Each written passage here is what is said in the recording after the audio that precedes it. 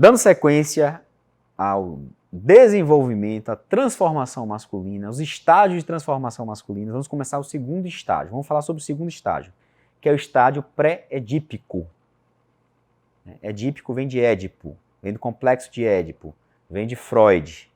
Né? Quando é que tem o complexo de Édipo? Por volta dos 4 a 5 anos, né? Quando você tem essa questão edípica. A gente vai falar depois sobre o edípico. Então, nós estamos falando agora da fase pré-edípica, que é a fase do nascimento até o final dos 3, 4, 5 anos. O menino, nessa fase, ele está ligado à mãe. O espelhamento do menino é com o feminino. O menino está ligado lá, conectado à mãe, porque é ela que nutre, ela que cuida.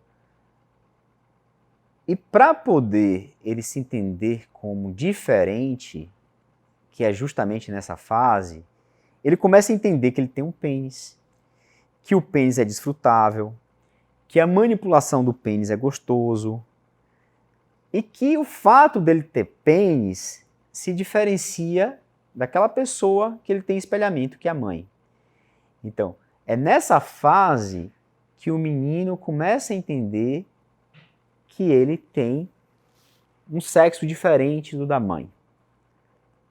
E que ele tem um objeto, e ele tem muito orgulho desse objeto. Então, o menino gosta de mostrar, de puxar, de esticar, ele desfruta disso. Então, é nessa fase pré-edípica que ele tem contato com o falo. É a fase que ele começa a entender o falo. Né? O falo é o pênis físico, mas é o falo psíquico também. A construção do seu masculino. É como ele começa a construir a questão do masculino. Né? Qual a diferenciação entre o masculino e o feminino.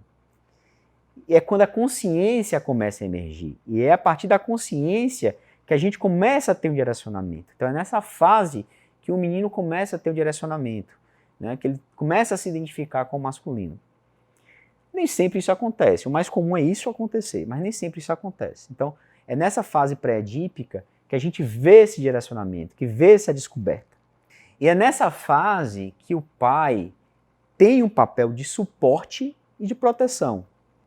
E assim, é nessa fase que acontece que o relacionamento do pai e da mãe, ele influencia muito na questão do desenvolvimento psicológico da criança. E assim, o relacionamento do pai e a mãe em si, ele é muito importante. Porque se a mãe tiver uma atitude muito negativa com o masculino, nessa fase pré-edípica, então, se for um relacionamento muito conturbado, né, o masculino vai ser comunicado ao filho de uma forma negativa. Olha como é complexo isso. Olha como o relacionamento de um casal pode influenciar. Se o menino está conectado com a mãe, espelhado com a mãe,